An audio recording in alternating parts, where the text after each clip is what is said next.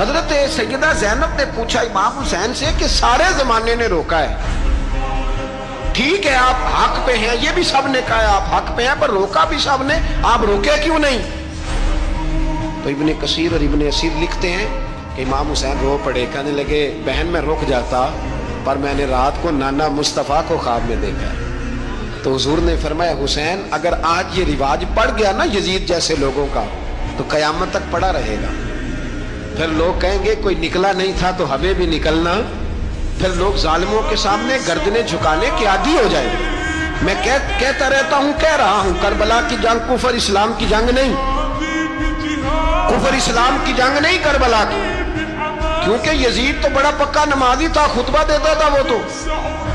جب امام حسین رضی اللہ تعالیٰ عنہ نے کربلا کے میدان میں جمعے کا دن تھا تو یزید کے سامنے کو بات کرنی شروع کی عمر بن سعد کے سامنے، تو عمر بن سعد کہنے لگا حسین زیادہ باتیں نہ کر، ہمارا جمعہ لیٹ ہو رہا ہے، جنگ کے لیے تیار ہو، فٹافٹ آ، اہل بیت نبوت کو قتل کریں گے اور قتل کے بعد پھر نماز پڑھیں گے اور پھر کہیں گے اللہم صلی علی محمد وعلی آل محمد، اسی نماز میں پھر درود بھی پڑھیں گے۔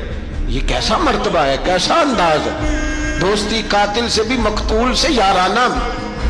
امام حسین نے حر بن یزید امام حسین سے کہنے لگا مجھے حکم ہے آپ کو روکنے کا، آپ آگے نہیں جا سکتے۔ امام صاحب نے فرمایا وجہ زمین اللہ کی ہے، اس نے کہا آپ بیعت نہیں کر رہے، یزید کی حالات آپ کے حق میں درست نہیں ہے، آپ نہیں جائیں گے۔ امام روک گئے۔ ظہر کی نماز کا وقت ہوا تو حضرت علی اکبر امام حسین کے بڑے صاحبزادے انہوں نے اذان ظہر پڑھی تو حر بن یزید کے لشکر نے امام حسین کے پیچھے نماز ادا کی۔ کہا بھئی تم مقابلے میں آئے ہو نماز پیچھے پڑھتے ہو؟ کہا حضور مقابلہ تو تلواروں سے کر رہے ہیں پر ہمارا دل تو مانتا ہے نا کہ مصطفیٰ کا نواسہ بڑی شان والا ہے۔ حر بن یزید نے 3 نمازیں لشکر سمیت امام حسین کے پیچھے پڑھی ہیں، 3 نمازیں، ظہر اثر اور مغرب۔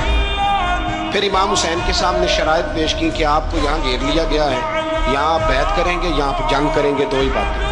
امام حسین نے فرمایا نہیں بھائی بیعت تو میں نہیں کرتا، اس کے علاوہ تم جو کہتے ہو میں کرنے کو تیار ہوں۔ اس نے خط لکھا، عبید اللہ ابن زیاد کو ایک بندہ دوڑایا پیچھے کوفے، چند میل پہ کوفہ تھا، کہا وہ نہیں مان رہے، کیا کرنا؟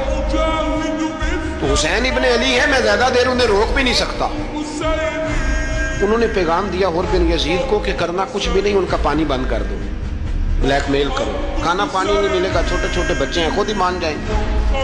حضرت امام علی مقام کے بارے میں حر کے پاس جب یہ پیغام آیا تو حر کہنے لگا میری طبیعت نہیں مانتی حسین پر پانی بند کروں، دل نہیں مانتا۔ جب یہ لفظ کہے نا دوبارہ تو پھر عبید اللہ ابن زیاد نے عمر بن سعد کو 10,000 آدمی دے کے بھیجا، کہا حر بن یزید لچک دکھا رہا ہے حسین کے حق میں۔ ایک رے کا علاقہ تھا، بڑی وہاں فصل ہوتی تھی، لوگ کوشش کرتے تھے وہاں کا گورنر بننے کی، کوشش کرتے تھے۔ تو عبید اللہ ابن زیاد کہنے لگا تمہیں رے کی گورنری ملے گی، سب سے سرسبز و شاداب علاقہ، تمہیں وہاں کا گورنر بنایا جائے گا اگر حسین کے خلاف لڑو گے۔ یہ اتنی زبردست ہوتی ہیں گورنریاں کہ گورنریوں کے لیے لوگ نسل رسول کے خلاف بھی نکل آتے ہیں، یہ اتنی تگڑی ہوتی ہیں، اتنی جلدی وفاداریاں بدلتی ہیں۔